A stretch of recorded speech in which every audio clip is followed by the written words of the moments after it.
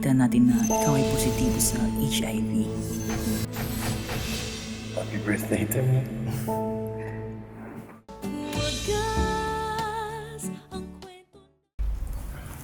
Ay, babe, sintas. Ay, ako na. Sigurado ka? Swerte ko talaga kay babe. Swerte ako.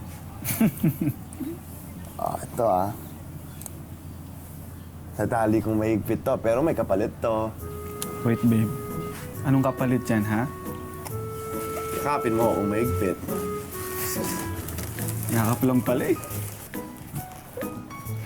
Bango-bango mo naman. Sobrang higpit naman nun. Para hindi ka mapunta sa iba. Sa akin ka lang. Aray ko naman, babe. Babe, ngayong araw na to, gagawin kong pinaka-importanting bagay sa buhay ko. Malalaman na ni Mama kung anong tunay na ako. Ha? Ako ba na? Bango mo na ba? Ay! Ma! Oh, anak. Flowers po. Ba? Ano, pasok.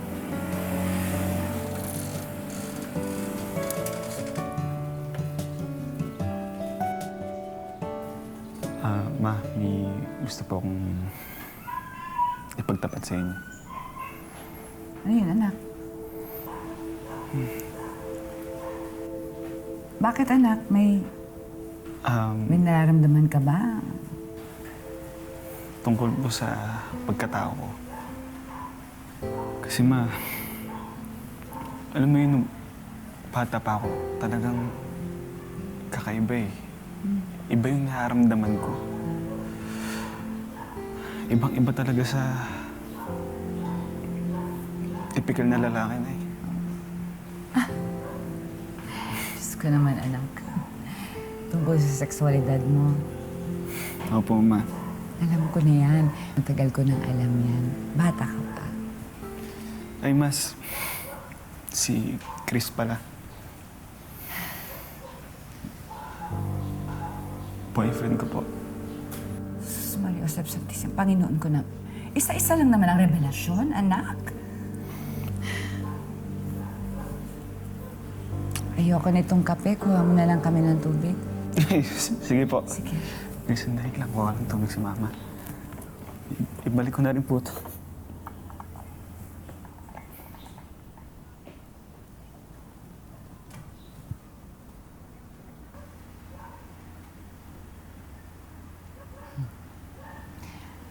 Mahal mo ba talaga ang anak ko? Opo. Bata pa lang yan, alam ko ng sexualidad niya. Pero umaasa pa rin ako na sana maging lalaki siya sa bandang huli. Mukhang sigurado na po siya sa pagkatao niya.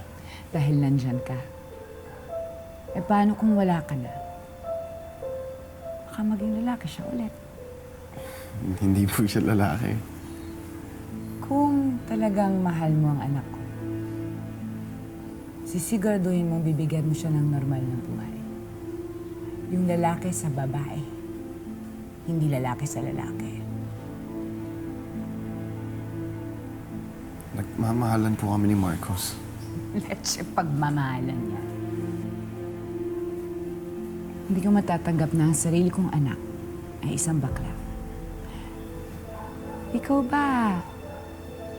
Tanggap na ng pamilya mo na bakla ka?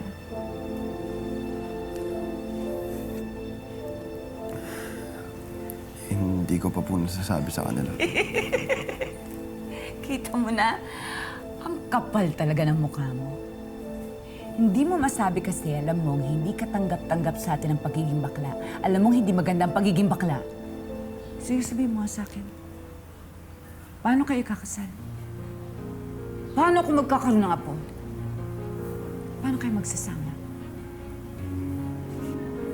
Umalis ka na, umiwas ka. Kung talagang mahal niyo si Marcos, tatanggapin mo kung sino siya. Tatanggapin mo kung sino ang mahal niya. Huwag na huwag mong husgahan ang pagiging ina ko. Lalaki ko siyang iniluwal at lalaki siyang mamamatay. Umalis ka na. Umalis ka na. Dali mo to.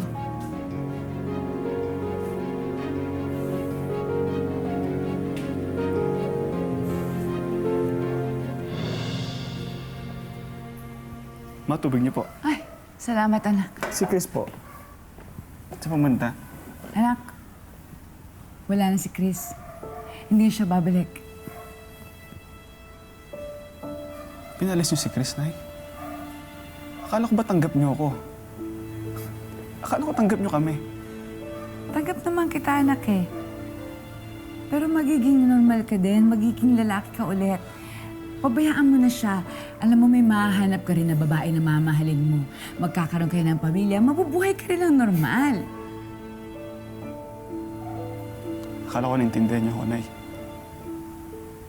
Mahal ko si Chris. Anak, lalaki ka. Lalaki. Hindi ka bakla. Ha? Nay, buong buhay ko, nakasama kayo, tinatago ko itong nararamdaman ko. Hirap na ako, Nay. Hirap na ako magtago. Hindi niyo alam kung gaano kahirap. Kung itong nararamdaman ko, hindi niyo matanggap, aalis na lang ako sa pamamahay na to. Kasi itakwin niyo kung ano yung pagkatao ko. Anak! Marcos! Marcos, bumalik ka dito!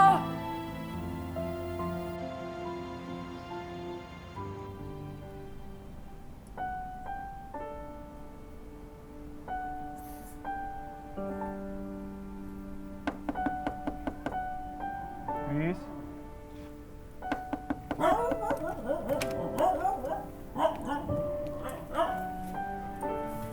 Umuwi ka na bago pa magalit yung nanay mo.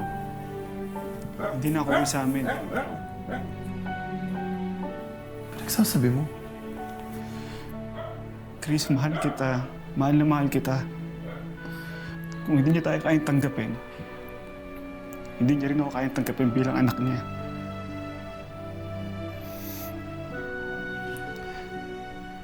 Dito muna ako hanggang sa ma-realize niya na ito talaga ako. Ito yung pagkatao ko.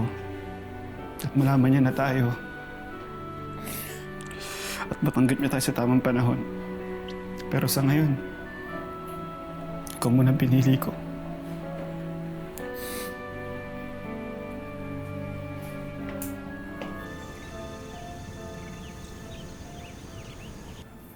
Ito na ang breakfast. Aga-aga, cellphone agad. Work kasi to. Work pero nakangiti ka.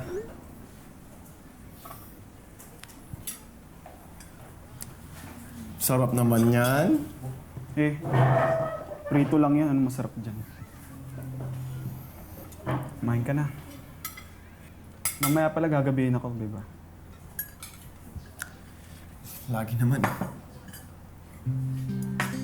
Uy, nagtatampo. Hindi naman siya nagtatampo. Pero, lagi ka nalang closing. Tapos sa umaga, papasok ka na kaagad. Eh, wala na akong kasama dito sa condo. Ganun talaga, nagkatrabaho eh. Pero, gagabihin talaga ako kasi pupunta pa ako sa Lamay. Lamay? Kaya alam mo si Rodel, yung kasama ko sa trabaho, yung tinatawag mong Delia. HIV daw. Pero, confidential. So, bawal yung makaalam. Alam mo, babe, gusto ko magpatingin pero natatakot ako eh. Ako, ayoko, nakakatakot na. Ang sabi daw nila, para makaiwas ka, kung faithful ka daw sa partner mo. Ang tanong, faithful ka ba? Oo naman. Ako pa. Sure ka dyan, ha? Siguraduhin mo lang. Kumain tayo, malilate na ako. Subo na lang. Ubusin mo na to, ha? Sige.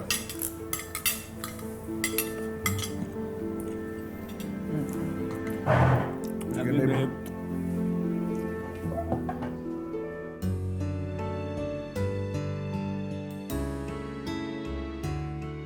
Nagkakamali tayo pero pwede tayong bumawi. Ito ang mga dahilan kung bakit kita mahal, Marcos. Mahal kita kasi tanggap mo ako. Mahal kita kasi ikaw lang nakakaintindi sa akin. Mahal kita kasi tanggap ko ang buong ikaw. Mahal kita kasi mahal kita. Mahal kita kasi ikaw ang para sa akin. Ginawa mo to? Happy second anniversary, babe. Mahal kita. Sobrang sweet mo, babe. Ano ba yung mga pinagsusulat mo? Basahin mo. Mahal kita kasi... Babe? Okay ka lang? Babe! Babe! Marcos! Babe! Tulong! Tulong!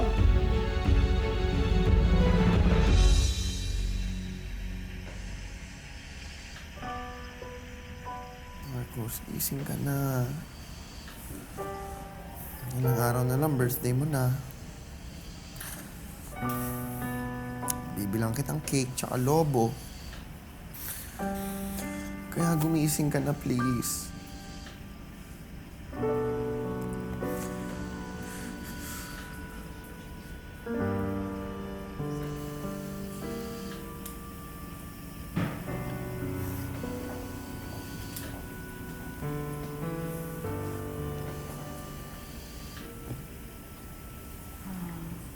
Kayo ba ang kapatid ng pasyente?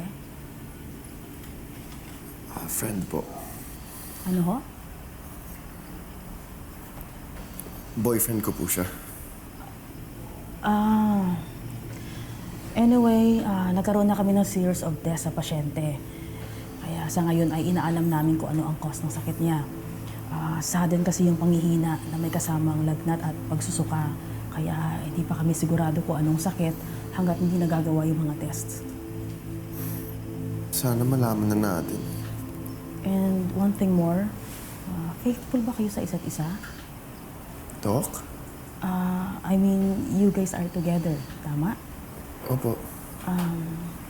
Isa kasi sa mga ini-encourage na maaring gawing test ang malaman kung positibo siya sa HIV. Kaya naitanong ko kung faithful kayo sa isa't isa or kung protected yung mga sexual encounters ninyo. Ano, Doc eh? Pwede ka naman magpa-test eh, para malaman mo ang status mo. Importante kasi yung magpa-test. Pero hindi namin niya magawa sa isang tao ang pag-test without consent, kaya ikaw, it's up to you kung gusto mong malaman ang status mo. Hindi na, Doc. Wala naman siguro akong HIV. Stress lang siguro siya sa trabaho, kaya biglang humina. Anyway, asan yung pamilya ng pasyente? Wala pa po eh. So ganito na lang, babalik na lang ako mamaya ha.